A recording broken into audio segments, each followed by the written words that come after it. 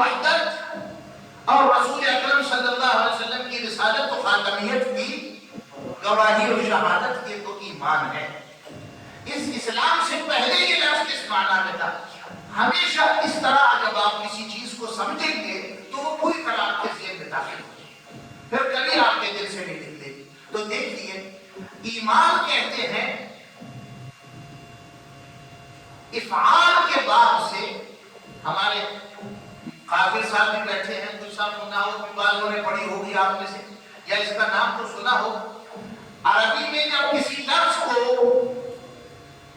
تلاش کرتے ہیں اور اس لفظ کا صیغہ معلوم کرتے ہیں تو وہ پھر علم الصرف کے ذریعے معلوم کرتے ہیں۔ ایمان کا صیغہ جو ہے وہ افعال کے وزن پہ ہے، ایمان افعال، سمجھ تو آ گئی؟ یہ مصدر ہے افعال، جیسے اکرام، اکرام کا مطلب ہے کسی کو عزت و تقریم دینا، اور ایمان کا مطلب ہے کسی کو امان دینا۔ ایمان کا کیا مطلب ہے لغت؟ کسی کو امان دینا۔ اچھا، تو اب ایمان کا مطلب ہے لغوی کسی کو امان دینا۔ کس چیز سے امان دینا؟ مطلب یہ کہ میں آپ کو امان دیتا ہوں اس سے کہ اب میں آپ کو کبھی نہیں جھٹلاؤں گا۔ سمجھ آ رہی یا نہیں؟ آپ اندازہ کریں اس لفظ نے ہمارے ذہن کو کہاں سے کہاں پہنچا دیا اگر ہم اس لفظ کی لغوی ڈیفینیشن سیکھیں۔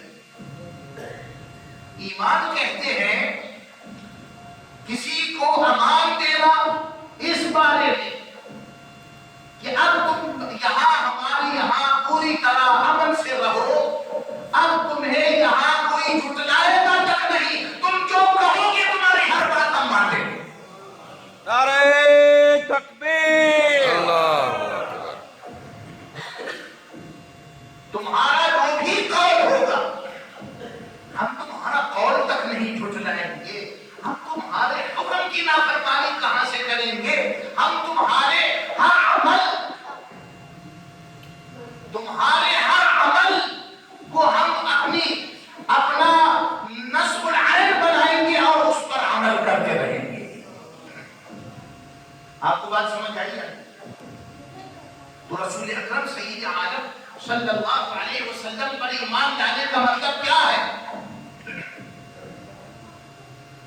میں نے گزشتہ دنوں وہاں ایک جگہ خطاب کیا جامعہ والی مسجد پہ، تو میں نے حضرت امام ربانی کا یہ جملہ کوٹ کیا کہ جو چاہتا ہے کہ خدا پر ایمان لائے، شریعت پر ایمان لائے، تو اس کو ترتیب سے چلنا ہوگا۔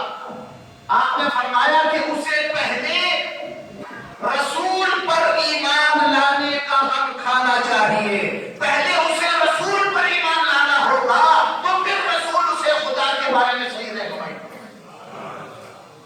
ورنہ آپ کو اپنے طرف سے کیا خدا میں دے کسا؟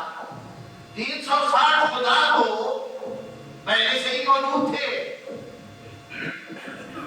اور بڑے اہم مقام پر نصب تھے، جسے بیت اللہ بھی کہا جاتا ہے، اور پھر سینکڑوں سالوں سے نسب تھے، پھر جدی پشتی خدا تھے، نسلی اصلی نسلی کب کے۔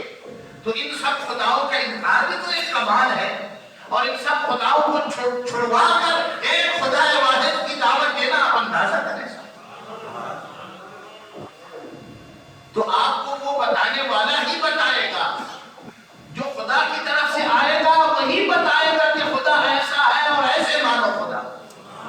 تو حضرت مجدد نے ترتیب بتائی کہ جو چاہتا ہے کہ وہ ایمان لائے خدا پر، اور صحیح ایمان ہو، اس کا عقیدہ بھی صحیح ہو، عمل بھی صحیح ہو، تو پھر اسے چاہیے کہ اس سے پہلے رسول پر ایمان لانے کا غم کھائے، یعنی پہلے یہ فکر کرے کہ کیا میں رسول پر صحیح ایمان لا چکا ہوں؟ اگر لا چکا ہے تو وہی ہوگا جو رسول بتائے گا، اور پھر خدا پر بھی اس کا ایمان اسی طرح قابل ہوگا۔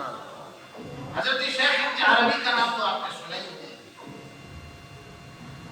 آج کل جو ہے یہ پچھلے سالوں میں ایک ڈرامہ بہت چلا ایک بادشاہ کے نام سے، اور پھر اس کو ہمارے نیشنل ٹی وی پر بھی دکھایا اور اس کا بڑا چرچا ہوا۔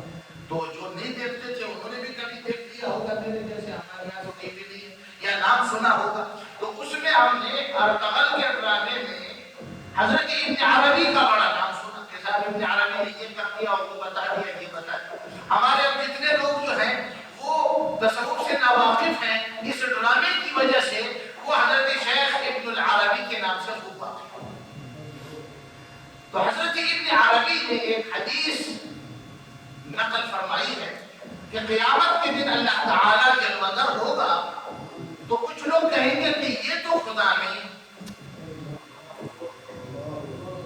अल्लाहु अकबर। अल्लाह ताला जलवगर होगा तो कुछ लोग कहते नहीं ये तो खुदा। अल्लाह माअल्लाह। उसकी वजह ये है कि उन्होंने दुनिया ही में खुदा को सीखा नहीं होगा। उन्होंने दुनिया में खुदा को सीखा ही नहीं, न खुदा के बारे में उनका अकीदा दुरुस्त, न उन्हें खुदा की खुदाई के मुताल्लिक़ मालूम, न उसकी तौहीद मालूम, न उसकी सिफात मालूम। और जनाब वो तो मुतशाबिहात में पढ़ने वाले हैं, खुदा को अर्श पर बिठाकर उसकी टांगें नीचे लटकाने वाले हैं, उसकी पिंडलियां दिखाने वाले, उसको हंसाने वाले। माअज़ल्लाह, वो तो ऐसा उनको कोई खुदा चाहिए होगा जो किसी मेज पर बैठा हो, पाँव नीचे लटकाया हो और फिर अपनी पिंडली से जनाब पंचा उठाता हो और उसका तख्त जो है वो कुछ मखलूक उठा के लिए फिरती हो। जो ऐसे खुदा को तलाश करेगा तो जब हकीकी खुदा का जलवा नजर आएगा तो वो कैसे मानेगा कि यही खुदा। तो यहाँ अपना अकीदा खुदा के मुताबिक दुरुस्त करना, फिर तुम्हें सही खुदा वहां नजर आएगा। और जो खुदा नजर आएगा तुम मानोगे भी, वरना वहां भी कम वक्त महरूम न रह जाओ। यहाँ खुदा के मुताबिक जानो, और खुदा के मुताबिक कोई नहीं बता सकता अपनी अक्ल से कि यूं है। फलसफी को बहस के अंदर खुदा मिलता नहीं, मशहूर शेर है। फलसफी को बहस के अंदर खुदा मिलता नहीं, डोर को सुलझा रहा है और सिरा मिलता नहीं। जितने भी साहब वो लगा रहे फिर उससे खुदा है। अपनी अकल से, अपने फलसफे से, किताबों से आप खुदा को नहीं तलाश सकते। मैं ईरान गया था तो वहां एक दुकान जाना हुआ, तो वहां मुझसे उन्होंने, एक दुकानदार ने मेरी वाला खाता देखकर पूछा कि आप कोई मजहबी शख्सियत है? मैंने उसको जवाब दिया फारसी में। मैंने कहा मेरी वजह खाता तो यकीनन एक मजहबी शख्सियत की है, दिल का हाल न पूछो, अल्लाह ही जानता है मेरा दिल का क्या हाल है। वल्लाहु आलम के मेरे दिल का जो ईमान है वो अल्लाह के कबूल है या नहीं, सही है या कैसा है। लेकिन ये तो मैं बता रहा हूँ तुमको कि वजह पता तो वाकई मेरी एक मजहबी शख्सियत की है, तो मैं नबी कहूँ। तो उसने झट सवाल डाल दिया कि मजहब है क्या चीज। अब मुझे तैश आता, गुस्सा आता और मैं हैरान होता, मगर उसने मेरी हर हैरान से पहले, मेरे हर जवाब से पहले, मेरे हर तासुर से पहले, मेरे किसी भी तबीयत के तासुर लेने से पहले ही उसने एक और सवाल डाला और कहा कि अच्छा ये बताओ क्या खुदा है या नहीं। आप लोग भी माशाअल्लाह इतने मुअम्मर लोग हैं, क्या कभी आपके ज़हन में ख्याल आया कि खुदा है या नहीं? कभी किसी मुसलमान, कभी आपके ज़हन में, कभी किसी मुसलमान के ज़हन में ख्याल आया कि खुदा है या नहीं? कभी नहीं। क्यों? आप पैदा ही मुसलमान के घर में,